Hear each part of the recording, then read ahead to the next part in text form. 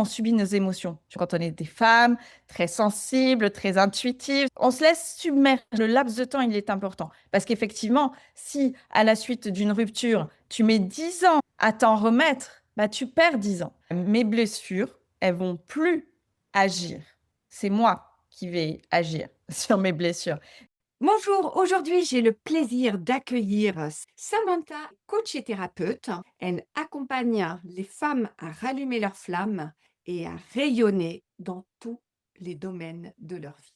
Elle est également formatrice en réinsertion professionnelle et analyste comportementale. Aujourd'hui, Samantha va nous présenter la méthode SAM. Donc, c'est un petit peu mystérieux pour le moment, mais elle va nous décrire ça en détail. Samantha, bonjour. Bonjour Annick, merci de me recevoir, je suis ravie d'être là. Alors, on va rentrer sans plus attendre directement dans le vif du sujet. Samantha, quelle est la douleur que tu as traversée avant de trouver cet outil-là, cette méthode SAM?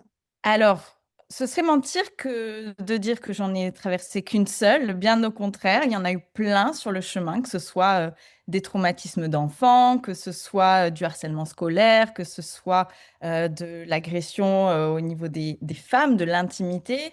Et j'ai remarqué quelque chose, c'est qu'il y a des blessures liées aux femmes qui sont les mêmes.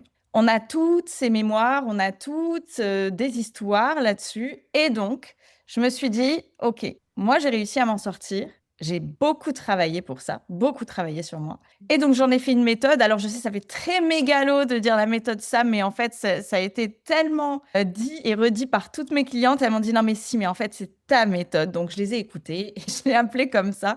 Voilà, Sam, ça va très bien avec mon nom, mon prénom. Donc, c'était parfait. Et alors, qu'est-ce qu'on peut dire à l'audience qui t'écoute? C'est qu'est-ce qu'elle va rater si elle n'utilise pas cet outil-là? Alors, étant donné que beaucoup de femmes ont souvent les mêmes problématiques et même parfois des problématiques très inconscientes, mais ce qu'elles rateraient, je pense que c'est déjà une accélération dans leur évolution. Je pense qu'elles rateraient le fait d'être totalement elles-mêmes Mmh. dans leur vie, dans tous leurs espaces, hein, que ce soit en couple, que ce soit dans leur vie professionnelle. Euh, Elles rateraient certainement des prises de conscience qui changeraient totalement leur vie, peut-être des décisions qu'elles auraient pu prendre plus tôt. Euh, ouais, elles rateraient une vraie accélération. Mmh. Version d'elles, plus libre, plus vivante, plus alignée, tout simplement. Voilà. Ça, c'est tout ce qu'elle rate et la question qui me vient, c'est quel est ce coût silencieux qui peut s'insinuer comme ça? Qu'est-ce que cette personne va payer, mais sans véritablement ni le savoir, ni en avoir conscience? Euh, Gérer un vrai travail en profondeur. Il y a beaucoup de travail qui se fait de manière superficielle aujourd'hui, que ce soit sur les réseaux, que ce soit dans tous les accompagnements. Moi, je suis quelqu'un qui travaille dans la profondeur. J'aime le travail de l'ombre. Souvent, on m'appelle la sculptrice d'ombre parce que c'est vrai que je suis intimement persuadée qu'on peut travailler l'ombre, donc tous nos traumas, toutes nos blessures, et en faire quelque chose de monstrueusement lumineux, quelque chose de monstrueusement éclatant. Le fait de se découvrir, le fait de partir à la rencontre de qui elles sont véritablement et que peut-être elles auraient jamais rencontré sur le chemin. D'accord. Donc en fait, c'est rater un rendez-vous avec soi-même. Mais grave.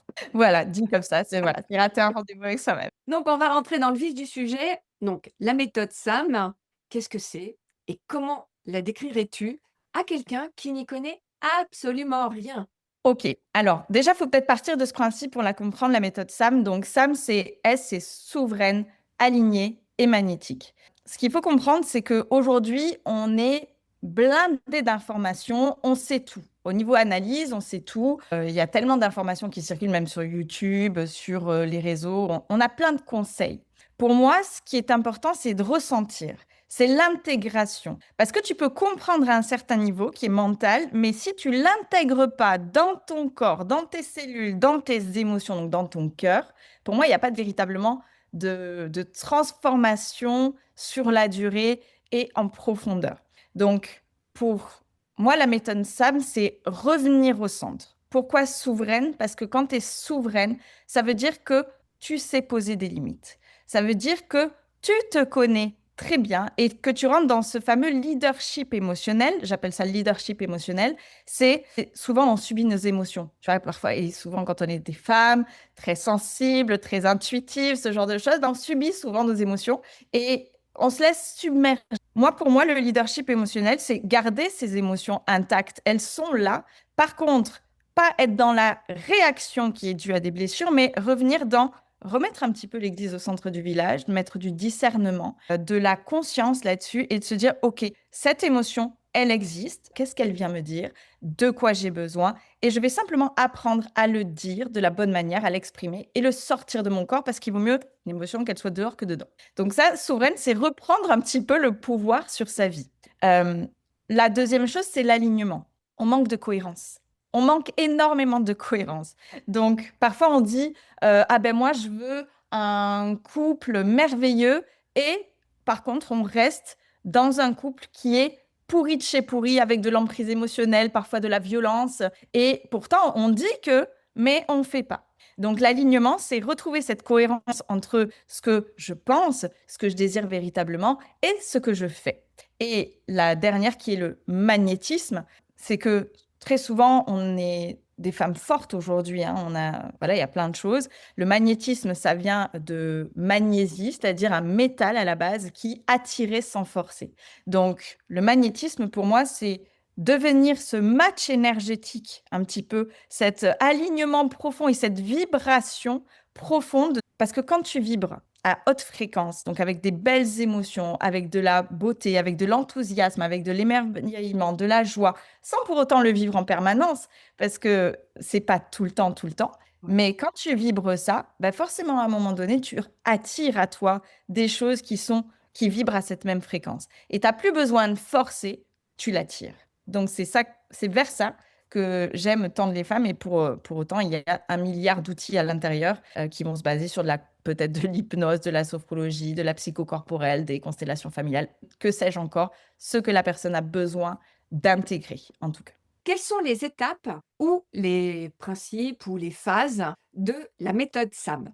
Donc, il y a plusieurs phases, bien entendu, mais je dirais qu'une des principales, ça va être de rendre l'inconscient conscient et de revenir au centre. Oui. Donc, pour ça, parfois, c'est très simple, c'est juste calmer le système nerveux.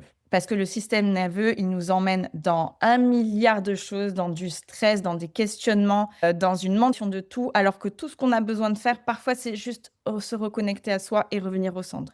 Et un exercice que j'adore faire, que je peux expliquer en quelques secondes, c'est juste, tu mets les pieds bien ancrés au sol, tu mets ta main sur le cœur, tu fais quelques respirations et tu dis, OK, déjà, comment je vais aujourd'hui? Juste un petit scan, tu vois, de dire, OK, qu'est-ce que mon corps ressent?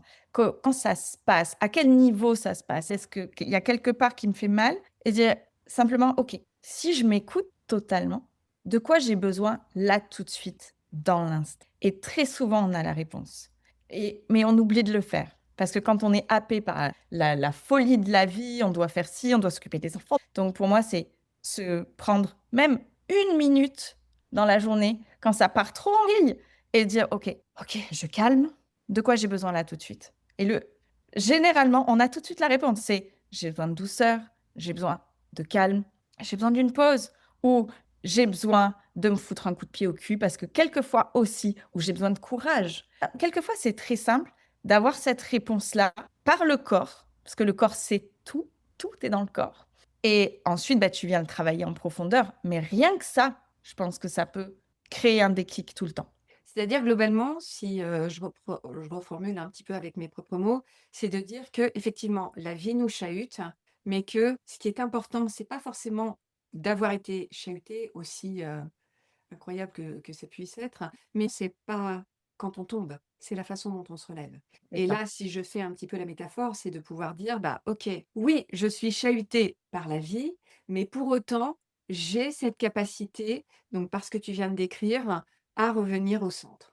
Oui, et ça, c'est vraiment pour moi, c'est vraiment l'outil en profondeur de la gestion des émotions. OK, quelles sont les émotions qui me traversent? Parce que oui, je suis chahutée dans la vie. Oui, bien sûr, tu peux traverser des deuils. Bien sûr, tu peux traverser une rupture. Bien sûr, il y a des milliers de choses que tu peux traverser et c'est pas facile. Par contre, quand tu arrives à comprendre comment fonctionnent les émotions, de quoi tu as besoin et que tu connais la méthode précise pour pouvoir les évacuer, Bien évidemment que c'est plus facile. Tu vas tomber de ton surf dans la vie. Tu peux surfer, tu sais, il y a des périodes qui sont géniales. Et puis après, bah, tu as une grosse vague, bah là, tu tombes. Et c'est pas grave. C'est pas de tomber. C'est par contre de pouvoir te relever, remonter sur ton surf. Et pour moi, la plus grande chose à laquelle on doit s'habituer, en fait, c'est le laps de temps entre le moment où tu tombes du surf et où tu remontes qui est important. Le laps de temps, il est important. Parce qu'effectivement, si à la suite d'une rupture, tu mets 10 ans à t'en remettre, bah, tu perds 10 ans. Donc pour moi, c'est muscler les muscles, parfois du courage, muscler le muscle de la déception, muscler le muscle de toutes ces choses-là qui peuvent nous permettre de revenir à notre centre, revenir à nos ressources et surtout à notre potentiel qui est à l'intérieur parce qu'on est capable de tout. De tout. Et donc tout ça, donc tu dis, toi, c'est on respire, une main sur le cœur Ouais, déjà, déjà.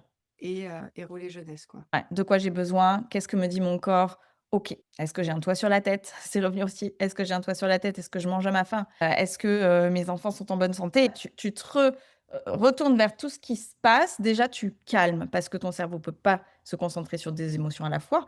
Donc à partir de ce moment-là, tu peux pas être dans la peur et à la fois dans la gratitude. Donc c'est revenir au centre, te dire: «OK, est-ce que tout va bien là, maintenant, tout de suite, dans le moment présent?» Et si la réponse est oui, parce que souvent quand même elle est oui, bah, c'est de venir: «OK, prenons les choses une par une et voyons comment on fait, étape par étape». OK. Et alors, la question qui me vient derrière, quelle est l'erreur la plus courante que des femmes peuvent traverser lorsqu'elles appliquent cette méthode-là? Pour moi, déjà, c'est très simple. Cette Mmh. méthode est très, très simple. Mais par contre, on nous a pas appris à le faire. On nous enseigne pas à l'école comment gérer nos émotions, comment, apaiser notre système nerveux. Ça, c'est une cata, mais peut-être qu'on y viendra. Mais par contre, la je dirais la plus grande erreur que la majorité, des femmes peuvent avoir et ça, c'est vraiment, beaucoup de femmes, c'est de croire qu'elles sont pas capables. De croire qu'elles sont pas capables d'y arriver, de croire que ça va être compliqué, alors que pas du tout, alors que c'est très simple. Mais je pense que c'est la plus grande erreur et peut-être aussi, tu sais, le syndrome de la bonne élève où qu'il faut tout réussir, tu vois? Syndrome que tu connais très bien, il me semble? Et de se dire: «OK, bah, je vais tenter, voilà, j'ai mon besoin, je l'ai entendu, je vais essayer de l'appliquer» et la seule erreur qu'on peut faire à ce moment-là, c'est je l'applique et j'y arrive pas, tu sais, je trébuche ou ça se passe pas exactement comme j'aurais voulu que ça se passe et là, je me dis: «Ah bah merde, tu vois, ça marche pas avec moi» ou «C'est trop». Je te rejoins parce que, tu vois, quand on est, farouchement énervé, n'importe quelle, situation, tu t'es pris une remarque acerbe de la part d'un collègue, tes enfants, ont appuyé sur le bouton rouge là qui te fait démarrer comme ça. Moi me dire: «Oh bah tiens, je vais me mettre à respirer et de quoi j'ai besoin?» et de temps en temps je me dis: «C'est peut-être un petit peu naïf. Comment est-ce que je fais d'abord pour, tu vois, temporiser entre le moment où l'autre il m'a chauffé mais vraiment à blanc et je vais me recentrer et je vais me recadrer pour pouvoir, tu vois, véritablement me poser cette vraie question. Parce que j'entends que la réponse, elle peut venir, mais je suppose qu'il doit quand même y avoir, tu vois, un prérequis avant de pouvoir se poser cette question-là.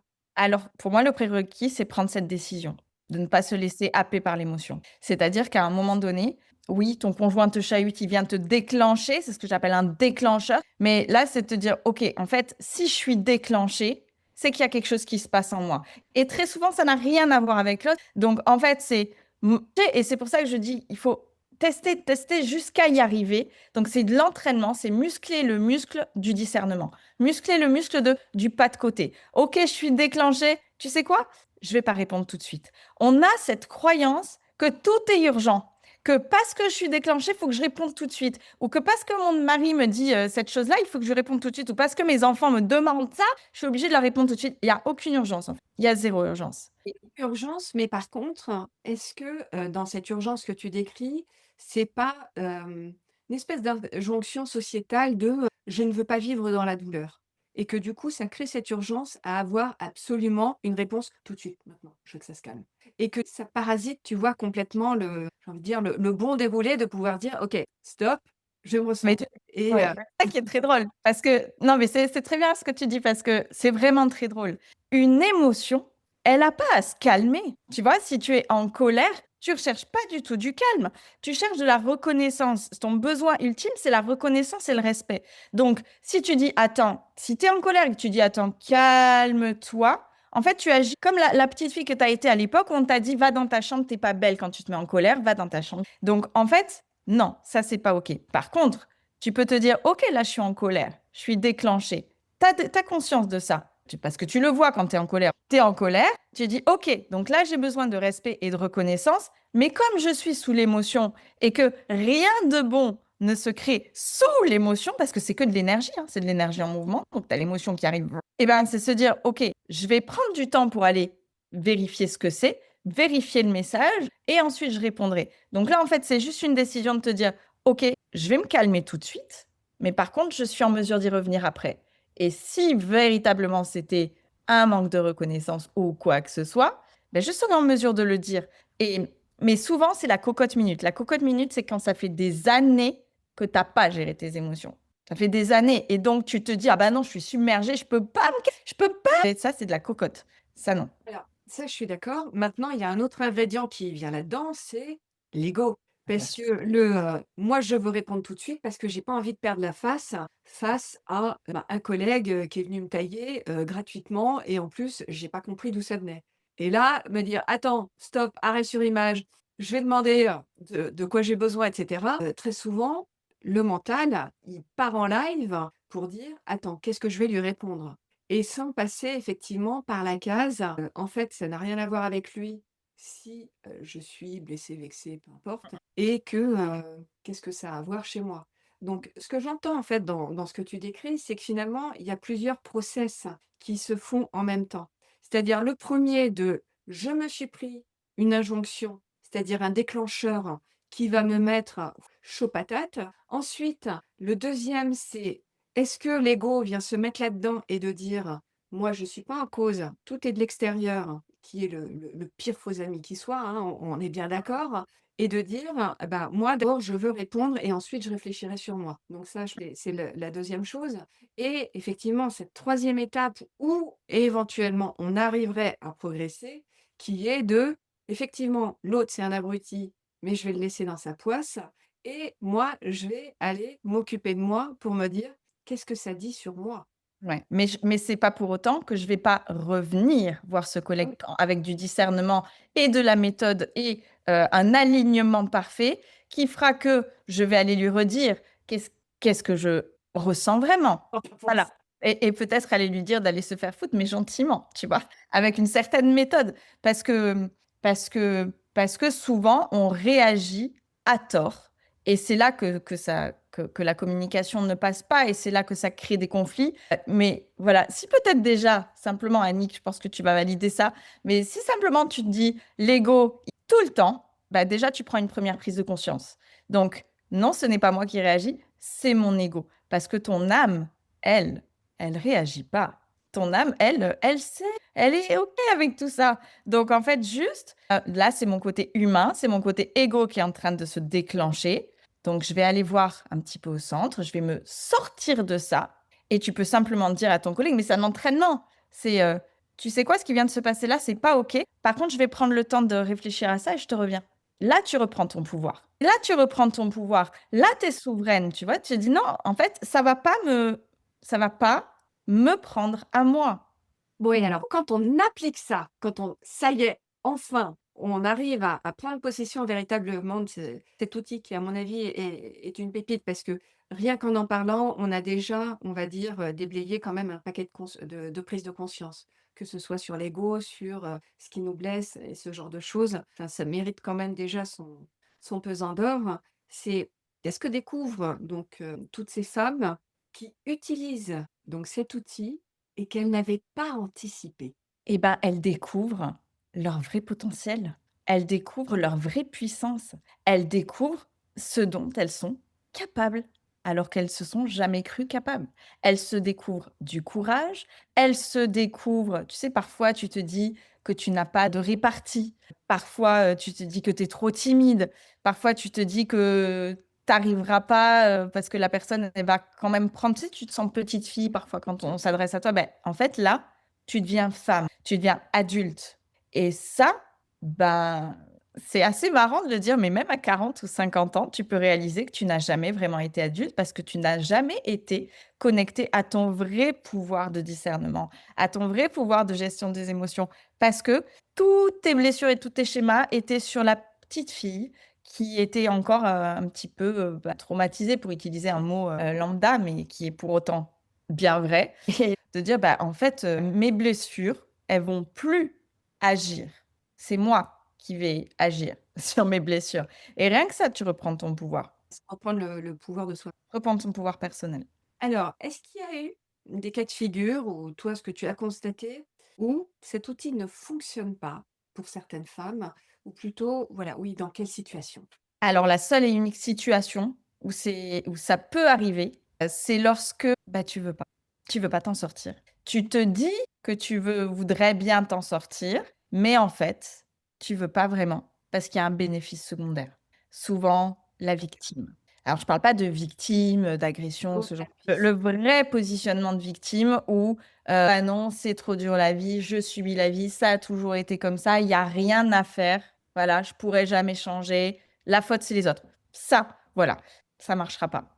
Mais j'ai une petite croyance quand même, en tout cas un grand espoir que beaucoup de femmes quand même, beaucoup de femmes, parce que moi j'accompagne beaucoup les femmes, mais ont cette, capacité de remise en question et finalement assez peu, même s'il y en a, hein, bien sûr, mais assez peu, veulent rester dans cette situation. À un moment donné, j'ose croire qu'il y a un déclencheur et que tu vas te dire: «Bah, j'ai quand même envie d'être heureuse». Ouais. Je peux. Mais tu vois, très souvent, moi je parle de la dépression parce que c'est quelque chose que j'ai beaucoup connu chez ma maman qui est maniaco-dépressive et elle m'a toujours répété, «Je peux pas m'en sortir» et il y a même des psychiatres à l'époque qui lui ont dit, «Faut pas vous déconstruire maintenant». Elle avait 60 ans à l'époque. «Faut pas vous déconstruire maintenant parce que sinon vous allez être trop déconstruite et vous vous en sortirez pas, vous allez mourir». Elle a cru ça, tu vois? Et elle a adoré croire ça. Hein, inconsciemment. Elle a adoré croire ça, ça l'a bien arrangé quand, elle a cru ça Ça venait et d'une bah figure d'autorité en plus, hein. ouais, mais c'est terrible. Comment, tu vois? Enfin, c'est terrible. Comment moi, ça m'agace, tu vois? Qu'un professionnel comme ça de santé mentale puisse te dire: «Non, non, ça sert à rien de travailler sur vous parce que ça va trop, vous chambouler». Plutôt que de dire: «Mais bien sûr que tu Sans peux». pas non plus la majorité des professionnels de la Bien heureusement. et il y a Bien eu pas mal de progrès qui ont été faits à À partir du moment, tu vois, où elle a entendu ça et où on dit ça, bah, c'est un statut de victime, qui est intégré et sur la dépression, cette méthode, elle fonctionne très bien et je pourrais citer plein d'exemples, de gens suicidaires ou en grosse dépression qui s'en sont sortis, tout simplement avec juste un outil de gestion émotionnelle que s'il était enseigné à l'école, ce serait très simple. c'est Voilà. fou. Ouais, c'est agaçant. Si une auditrice devait ne retenir une phrase de toute cette interview, laquelle serait-elle? Qu'elle est capable de tout, tout le temps et à n'importe quel moment de sa vie. Que l'essentiel, c'est pas de tomber, c'est de se relever et que tout qu'elle est illimitée. Voilà, Grandiose. Donc, message passé, on a tout un potentiel illimité. c'est ça, c'est ça. Tout est en nous. Samantha, merci infiniment pour tout ce que tu viens de nous délivrer. C'est vraiment de la pépite. Et comme Samantha a un cœur extrêmement généreux, dans la vidéo, enfin en dessous de la vidéo, vous aurez toutes les informations. Samantha vous offre un e-book de gestion des émotions, justement. Tu veux nous en dire un petit mot? C'est un petit book avec quelques questions pour commencer à savoir où on en est de ses émotions, si on les connaît, si on sait, à quels besoins elles se réfèrent et simplement commencer une petite introspection pour éventuellement se dire, «OK, ouais, peut-être que je peux plus en fait». Parce qu'il y a rien de pire que de sentir qu'on est capable de plus, mais de rester dans une vie qui est bien trop petite pour nous. Merci encore Samantha. Donc pour toutes les personnes qui souhaitent contacter Samantha, Samantha est joignable sur Instagram, sur le compte Samantha Mas, tout attaché, underscore, c'est le petit tiré du bas, Fame, Fame. Samantha, un petit mot de la fin? Eh ben, merci beaucoup Annick, de m'avoir reçue et j'espère que toutes les auditrices, de ta chaîne YouTube qui est vraiment géniale parce que franchement ça ouvre l'esprit à tellement de choses, bah, du coup vont pouvoir, se dire en sortant de là qu'elles sont capables et que tout est possible. Voilà, moi c'est ma grande mission. Bon, bah grandiose. Et donc, vous qui nous écoutez, dites-nous en commentaire quelle est l'étape de la méthode MAS qui vous a le plus interpellé. Merci beaucoup Samantha et quant à nous, on se retrouve la semaine prochaine pour une nouvelle vidéo. À bientôt. À bientôt.